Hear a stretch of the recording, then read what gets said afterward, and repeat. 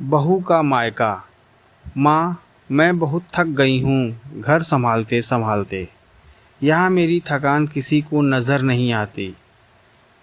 कुछ दिन आराम करना चाहती हूँ। सोच रही हूँ कुछ दिनों के लिए अपने मायके आ जाऊँ। आते हुए अपने बच्चों को भी साथ ले आऊँगी। वे वहीं से स्कूल चले जाएंगे। आखिर एक ही शहर में ससुराल और मायका होने का कुछ तो फ़ायदा मिले। नम्रता ने फ़ोन पर अपनी माँ से कहा। पार्वती जी ने दूसरी तरफ से कहा, हाँ बेटा, जब तेरी इच्छा हो आ जाना। आखिर ये तेरा भी तो घर है। ठीक है माँ, तो मैं कल ही आ जाऊँगी। नम्रता खुश होकर बोली, हाँ बेटा, कल आ जाओ। मैं तुम्हारा इंतज़ार करूँगी। अभी मैं फ़ोन रखती हूँ, मुझे मंदिर भी जाना है। कमला जी ने फ़ोन रख दिया और सीधे किचन में गई। किचन में खाना बना रही बहू से बोली, अरे अनुपमा, सुनो, कल तुम्हारी ननद आ रही है। आज बाजार जाकर फल सब्ज़ी और मिठाइयाँ लेकर आना। बेचारी मेरी बेटी ससुराल में नौकरों की तरह काम करती है और उस पर कोई ध्यान नहीं देता। यहाँ आएगी, कुछ दिन रहेगी तो उसका मन और तबीयत अच्छे रहेंगे।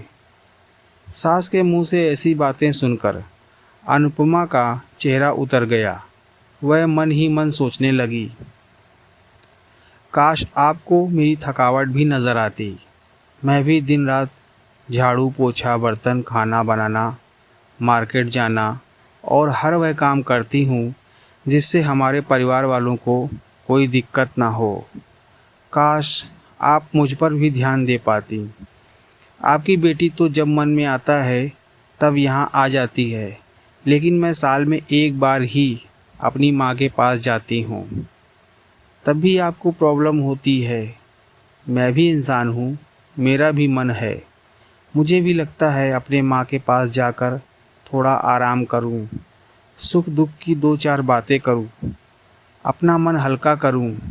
भगवान, अब तुम ही कुछ करो ताकि मेरी सास की आंखें खुले और मेरी थकावट भी नज़र आए। शाम तक भगवान ने जैसे अनुपमा की सुन ली और उसकी ननद का फ़ोन आया। ननद ने अपनी माँ से कहा, उसकी सास ने उसे मायके आने से मना कर दिया है, इसलिए इस बार वो नहीं आ सकती। पार्वती जी बोली, ऐसे कैसे मना कर दिया? पहले तो कभी वह तुम्हें आने के लिए नहीं रोकती थी। इस बार भला क्या हो गया? लाओ मेरी बात कराओ, उन्हें मैं समझाती हूँ। नम्रता ने फ़ोन अपनी सास को दिया। पार्वती जी ने कहा, नमस्कार समधन जी, आपसे कुछ कहना था। समधन जी ने कहा, कहिए। दरअसल नम्रता कल त्यौहार है, इसलिए अपने मायके आना चाहती है। अगर आप उसे भेज दें तो अच्छा रहेगा। नम्रता की सास ने कहा, देखिए समधन जी, आपकी बेटी मायके जा कर रहे, इस बात के लिए हमने उसे कभी नहीं रोका और इस बात से हमें कोई प्रॉब्लम भी नहीं है।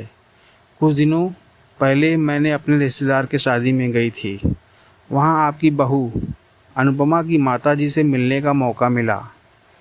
उनसे गपशप करने के दौरान उनकी बातों से पता चला कि अनुपमा को साल में एक ही बार अपने मायके जाने को मिलता है और वह भी बहुत कम समय के लिए। मुझे लगता है आपको पहले अनुपमा को उसके मायके भेज देना चाहिए और वह जब मायके होकर आएगी तो मैं नम्रता को आपके पास भेज दूंगी।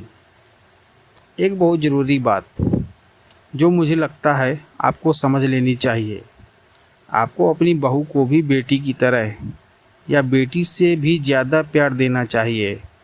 उसे भी मायके जाने की इच्छा होती है।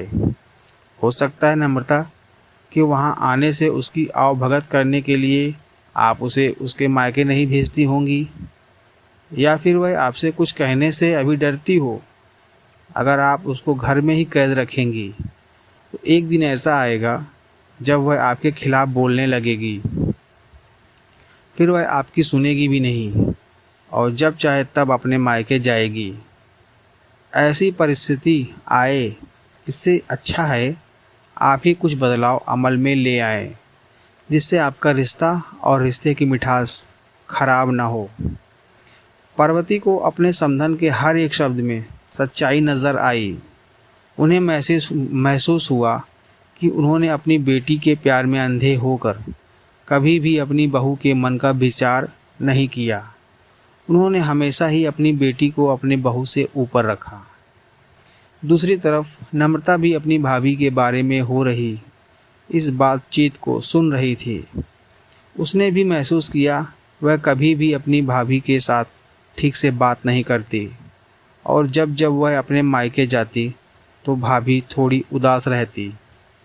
पार्वती जी ने अपनी बहू को बुलाया और उसे कहा कि अनुपमा, कुछ दिनों के लिए नम्रता नहीं आने वाली है, इसलिए पहले तुम अपने मायके होकर आओ। यह सुनते ही अनुपमा का चेहरा खिल गया, क्योंकि यह पहली बार था जब उसकी सास ने सामने से उसे अपने मायके जाने के लिए कहा था। अगले दिन अनुपमा अपने मायके गई और इस बार 1-2 दिन नहीं, पूरे हफ्ते भर रह कर आई। अपने माँ बाप से, अपने रिश्तेदारों से मिलकर आई और जब वह लौट कर आई तो उसका चेहरा खिला हुआ था, उसकी आंखें चमक रही थी। अनुपमा के आने के बाद नम्रता भी अपने मायके आई और इस बार वो खुद सामने से अपनी भाभी से खुशी खुशी मिली और अच्छे से बात की। नम्रता ने अपनी माँ से बात करके उन्हें भी अच्छे से समझने में मदद की। वह कहीं ना कहीं अनुपमा के साथ गलत व्यवहार कर रहे थे। दूसरी तरफ अनुपमा अपने ससुराल वालों के बदले रवैये से बहुत खुश थी। अब वह खुशी खुशी सबका ध्यान रखती और हर काम प्यार से करती।